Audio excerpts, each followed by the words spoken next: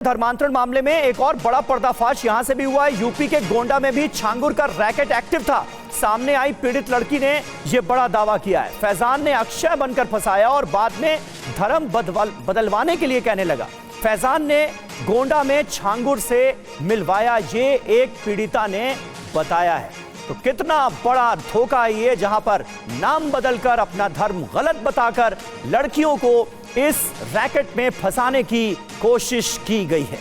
ये कितना बड़ा अपराध है, ये कितना बड़ा रैकेट है। कई चौंकाने वाली जानकारियां सामने आ रही हैं। का है मोहम्मद फैजान। इसने फेसबुक के थ्रू अक्षय नाम की एक आईडी बना रखी थी और इसी से उसने हमसे वहाँ पे अपनी दोस्ती बढ़ाई, बातचीत बढ़ाई और वहाँ से इसने अपना धीरे धीरे भरोसा जीता।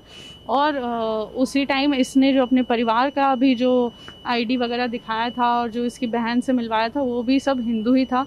ये हिंदू रीति रिवाज के हिसाब से इसका रहन सहन था, जो इसका पहनावा था, जिस हिसाब से ये रुद्राक्ष, तुलसी और कड़ा वगैरह पहनता था, वो सब हिंदू ही रीति रिवाज के हिसाब से था। तो हमें उस पर भरोसा हो गया और 2016 में इसने नौकरी का झांसा दिया, पढ़ाई का झांसा दिया और वो हमें गाज़ियाबाद लेके आया।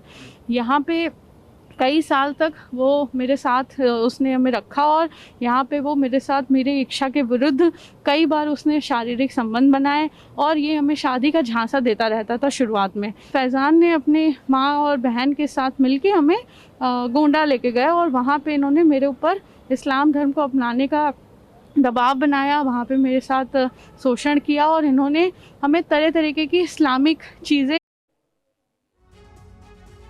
तो धर्मांतरण के नए किरदार फैजान के बारे में पता चला है। पुनीत शर्मा हमारे संवाददाता इस वक्त दिल्ली से हमें ज्वाइन कर चुके हैं, जो कि इस केस को भी लगातार ट्रैक कर रहे हैं। छांगुर का ये नेटवर्क कहां तक फैला था, बड़ी चौंकाने वाली जानकारियां सामने आ रही हैं। और लड़कियों को किस तरह से अपना नाम बदलकर अपना धर्म जो है वो ना बताकर कितना बड़ा धोखा दिया गया है। इस रैकेट के तार खुलते नजर आ रहे हैं। और क्या पता चला है पुनीत इसे लेकर? देखिए, धर्मांतरण का जो पूरा खुलासा हुआ है उसमें छांगुर बाबा एक सबसे बड़ी कड़ी निकल करके सामने आया है, जो पूरा अपना नेटवर्क देश के अलग अलग राज्यों में चला रहा था। इसके अलावा विदेशों से भी इसके संपर्क बने हुए थे, जहां विदेशों से लगातार पैसा आ रहा था। दुबई के तहसीन ने भी खाते में पैसे ट्रांसफर किए थे। सबसे बड़ी बात यह है कि जो अब लेटेस्ट खुलासा हुआ है वो देहरादून से हुआ है, जहां पर 2 लड़कियों को पुलिस ने रेस्क्यू कराया है। ये दोनों लड़कियां जो है छांगुर बाबा गैंग के संपर्क में थी। और सबसे बड़ी बात है कि पहले इनको ऑनलाइन गेमिंग के जरिए ट्रैक किया गया, उसके बाद जब इनका ब्रेन वॉश किया गया, तमाम तरीके के सोशल मीडिया का इस्तेमाल किया गया जिस पर वीडियोस दिखाए गए। और ये सारा कुछ पाकिस्तान में बैठे हुए एक मौलवी ने किया, यानी कि ये पूरा गैंग जो था वो छांगुर बाबा के इशारे पर पाकिस्तान से ऑपरेट किया जा रहा था, वहां से ब्रेन वॉश किया जा रहा था।